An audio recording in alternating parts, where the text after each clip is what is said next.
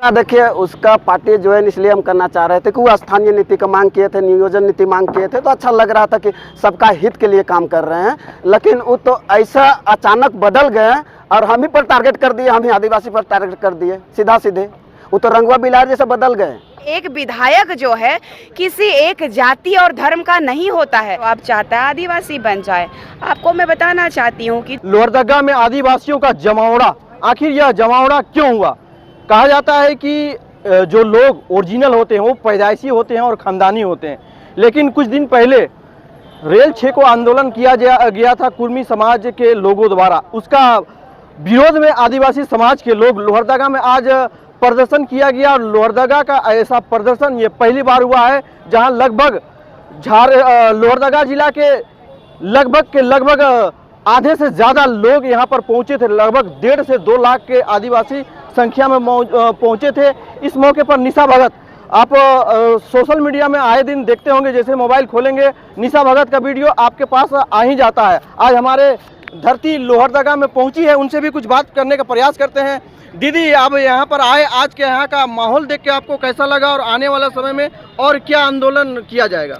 देखिए, इस देश की बात कीजिए, आदिवासी की बात करिएगा तो इतिहास है, इतना प्रगाढ़ इतिहास आदिवासियों का है कि पूरा विश्व जानता है कि आदिवासी समाज क्या है। आदिवासी समाज की जो इतिहास रची गई है वो बहुत ही जगह प्रमाण नहीं मिलेगा, लेकिन फिर भी इस देश के संवैधानिक तरीके से जो सुप्रीम कोर्ट ने भी 2010 में कहा है, इस देश का मूल मालिक आदिवासी है, इस देश का प्रथम नागरिक आदिवासी है। और आदिवासियों के अस्मिता पे प्रहार जब किया जा रहा है, आदिवासी बनने की ललक जो महज आरक्षण के लिए, ताकि वो सत्ता में आ सके और आदिवासियत की अस्मिता को, यहाँ की संस्कृति को, यहाँ की सभ्यता को, यहाँ के जल जंगल ज़मीन को मटियामेट किया जा सके, इसलिए कुर्मियों के द्वारा लगातार आदिवासी बनने की जो चाहत है और संवैधानिक तरीके से अब लगातार शुरू हो गया है। इनको संवैधानिक तरीके से टीआरआई ने 2004 में, 2015 में इन लोगों को जवाब दिया था। अगर कोर्ट की बात कीजिए तो कोर्ट ने भी इनको कहा था, लेकिन आदिवासियों को, ये लोगों ने, इनकी सोच ने, आदिवासी समुदाय जो अपने समुदाय में खुश रहने वाला, मिनिमम रिसोर्सेस में जीने वाला आदिवासी समुदाय को इन लोगों ने छेड़ने का काम किया है।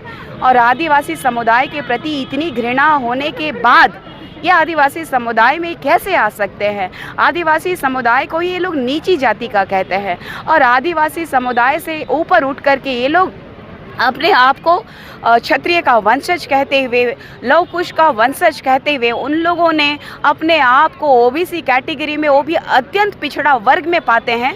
तो क्या वो अत्यंत पिछड़ा वर्ग में आते हैं तो उनको अपने आरक्षण को बढ़ाने की मांग करनी चाहिए। जिस तरीके से ओबीसी कम्युनिटी के लोग जो है लगातार अपनी आरक्षण को बढ़ाने की मांग कर रहे हैं, उनका सहयोग करना चाहिए। एक तरफ वो कहते हैं लव कुश भाई भाई, एक तरफ कुर्मी और कुशवाहा भाई भाई, ओबीसी के में रहते हुए भी वो लोग आज देख लीजिए कि लव आ गया कुर्मी जो आप चाहता है आदिवासी बन जाए। आपको मैं बताना चाहती हूँ कि 2005 में सुदेश महतो जी ने एकल पद आरक्षण का इन्होंने बहिष्कार किया था और कोर्ट में जा कर के एकल पद के खिलाफ में इन्होंने पिटीशन डाला था और वो स्टॉप भी हो गया था। लेकिन हमारे आदिवासी समुदाय के बुद्धिजीवियों ने कोर्ट का दरवाज़ा खटखटाया और एकल पद को संरक्षित करने के लिए पुनः एकल पद को बहाल किया 2010 में। तो इनकी मंशा साफ झलकती है कि ये राजनीति करना चाहते हैं, लोगों को गुमराह कर रहे हैं। मैं प्रशासन से आपके माध्यम से कहना चाहती हूँ कि जो वाकई लड़ाने का काम कर रहे हैं, जो इस झारखंड राज्य को, सुंदर राज्य को नेपाल बनाने की कोशिश कर रहे हैं और हमारी माँ बहन बेटियों को जिस तरीके से गाली गलौज करके मणिपुर बनाने की चाहत रख रहे हैं, तो हमारे आदिवासी समुदाय के लोग इतने कमज़ोर नहीं हैं। जब हमारे आदिवासी समुदाय के लोग जब मुगलों से नहीं डरे, अंग्रेजों से नहीं डरे, तो ये कुर्मियों की क्या औकात है? लोग ऐसे सोशल मीडिया में देखते हैं, या हम भी सुना है कि आप क्या पसंद आया था जयराम महतो के पार्टी में जो आप कुछ दिनों के लिए गए हुए थे? देखिए, ऐसा लगा था कि एक गरीब का बेटा एक उलगुलान कर रहा है, हक और अधिकार की बात कर रहा है, तो मुझे लगा था कि कोई तो नया क्रांति कर रहा है। लेकिन ये नहीं पता था कि इसके क्रांति करने के पीछे जो है सिर्फ माल बटोरना है, ये मुझे नहीं पता था। अगर वो किसी एक पर्टिकुलर समुदाय के होके रह जा रहे हैं तो उनको संविधान पढ़ना चाहिए और जानना चाहिए कि एक विधायक जो है किसी एक जाति और धर्म का नहीं होता है। अगर आपको इतना ही प्रेम है अपने समाज से तो इस्तीफा दे दीजिए। आपको पता चल जाएगा कि अन्य समुदाय के लोगों ने भी जो आपको वोट दिया है जनता के लिए, जनता के द्वारा आपको चुना गया है, तो मैं आपके 10 विधायक जो कुर्मी समुदाय के 10 विधायक को चैलेंज करती हूं कि किसी एक समुदाय के लोगों ने आपको वोट नहीं दिया। अगर वाकई सच्चे कुर्मी हैं तो इस्तीफा दीजिए। और ये जो घाटशिला का उपचुनाव हो रहा है, उसी उपचुनाव में 1 सीट नहीं 11 सीट का चुनाव होगा। इनको इनकी औकात पता चल जाएगी। जय जोहार। देख सकते हैं कि लोहरदगा में जो आज रैली देखा गया, अगर इस वीडियो को कुर्मी समाज के लोग भी देखेंगे तो लगेगा कि लोहरदगा में भी लोग रहते हैं। कुछ और शख्स है, उनसे भी बात कराते हैं। आज विशाल रैली का समापन हो गया है और इस रैली समापन के बाद खासकर कुर्मी समाज के विधायक और उच्च नेता लोग को क्या मैसेज देना चाहेंगे? सबसे पहले आपका चैनल को हमरा झारखंडी जोहार। आज हमने लोहरदगा से जिला के एक तो छोटा सा गांव से हमने स्टार्ट किया था। कुर्मी महतो के विरोध में बिगुल फूंक दिया था और आज उस बिगुल फूका हुआ इतना काम किया। हमने बोल दिया था उसी दिन एक गांव में जा जाकर संदेश देंगे और ऐसा संदेश देंगे कि एक आदमी आदिवासी जो निस्वार्थ भाव होकर के अपना समाज के प्रति सुना जाना तो बिना कहे पूछे एकदम अपने से चंदा बेरी जैसे भी किया, 2 रुपया 4 रुपया 5 रुपया 10 रुपया चंदा बेरी करके, टेम्पू करके, बस करके, ऑटो करके, कमांडर करके सब अपने आप पहुंच गया। इससे हमको बहुत खुशी लगा कि कहीं ना कहीं मेरा समाज जग गया। जगाने का हमने काम किया तो मेरा समाज आज कहीं ना कहीं सुना इस बात को। और आने वाला दिन में भी समाज इसी तरह आज वचन लेकर निकला है यहाँ से जमीन में बैठ के कि यह माटी यह हम लोग का है। इसी का वचन लेकर निकला है कि अगर कुर्मी महतो बनता है, आदिवासी का दर्जा मांगता है तो उसका विरोध में हमको दिल्ली तक जाना पड़ेगा। तो हम लोग वहाँ भी माए छवा सब छवे पुता चल जाएंगे करके वचन लेकर निकला है। ये आदिवासी का खासियत है। और आप देख सकते हैं कि सबसे बड़ी बात है हम लोग का टेंट कितना बड़ा है। 2 गो टेबल रखा हुआ है, बहुत बड़ा टेबल नहीं है, 1000 रुपया खर्चा हुआ होगा उस पंडाल में, लेकिन दरी तक नहीं है। लेकिन इतना अच्छा हम लोग का सांस्कृतिक कपड़ा है। लेडीज लोग का लाल पार साड़ी है, सफ़ेद साड़ी है, वो साड़ी पहन के आके सब जमीन में बैठ गया।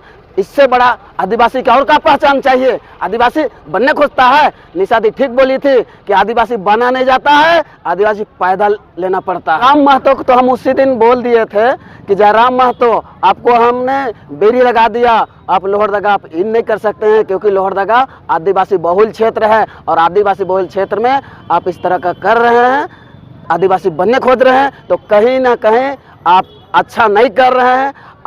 आपका स्वभाव से पहले हमको भी अच्छा लग रहा था, तो कहीं ना कहीं पहले हम भी आपका पार्टी का सदस्य बनने का वचन ले लिए थे कि हाँ सब समाज का आवाज़ उठाता है, अच्छा बोलता है, सुनते थे। लेकिन आप तो जस्ट उल्टा कर दिए जयराम जी। इसीलिए आज आपका विरोध में हमने आवाज़ किया और इसी तरह अपना आदिवासी एकजुटता कर लिए हैं और आगे और क्या करेंगे तो कह नहीं सकते। एक नेता था फिलहाल पाखर बंद करने के लिए वहां पर पहुंचे थे। उन लोगों का कहना है कि हमारा पार्टी गरीबों के हित के लिए काम करता है, इसलिए वहां से जयराम महतो ने हमें भेजा है पाखर। तो उस विरोध में क्या देखे आप? नहीं ऐसा है, गरीबों का क्या पाखर बस है? पाखर में बस गरीबी है क्या? हम कहते हैं पाखर में बस तो गरीबी नहीं है। अब लोहरदगा जिला में देखिए 7 गो प्रखंड है, 7 प्रखंड में तो गरीबी है ना। वहाँ भी तो रोड पानी नहीं ना है, वहाँ भी तो बिजली की समस्या है, वहाँ भी हॉस्पिटल का समस्या है, क्यों पाखर बस तो नहीं है। इसलिए हम कहते हैं कि और जगह पहले देखिए पाखर को क्यों चुना गया? पाखर देखिए पाखर को इसलिए भी चुना होगा, उन लोग का तो मनी प्लानिंग चलता है, सीधा सीधी बात है, उन लोग का मनी प्लानिंग चलता है। वहाँ हम लोग का मेंस चलता है, तो मेंस को लेकर के जाता होगा। और क्या, वो लोग कोई समस्या का हल करने नहीं जानता, उसको समस्या अगर दिखाएंगे तो हम बता देना चाहते हैं वहाँ बहुत तरह का समस्या है, तो नीचे भी उसे समस्या है, और वो पार्टी विशेष पर वो समस्या का निदान नहीं होगा। कहीं ना कहीं उस सरकार में भी कोताही है। जयराम महतो का पार्टी क्यों ज्वाइन करना चाहते थे और अभी उसका विरोध कर रहे हैं? उसका देखिए, उसका पार्टी ज्वाइन इसलिए हम करना चाह रहे थे कि वो स्थानीय नीति का मांग किए थे, नियोजन नीति मांग किए थे, तो अच्छा लग रहा था कि सबका हित के लिए काम कर रहे हैं। लेकिन वो तो ऐसा अचानक बदल गए और हम ही पर टारगेट कर दिए, हम ही आदिवासी पर टारगेट कर दिए सीधा सीधे। वो तो रंगवा बिलार जैसे बदल गए, तो कहाँ हम लोग का होगा? हम लोग निदान कर पाएंगे? वो नहीं कर पाएंगे। वो सीधा सीधे हम लोग पर टारगेट किए हैं, आदिवासी बनने खोज रहे हैं।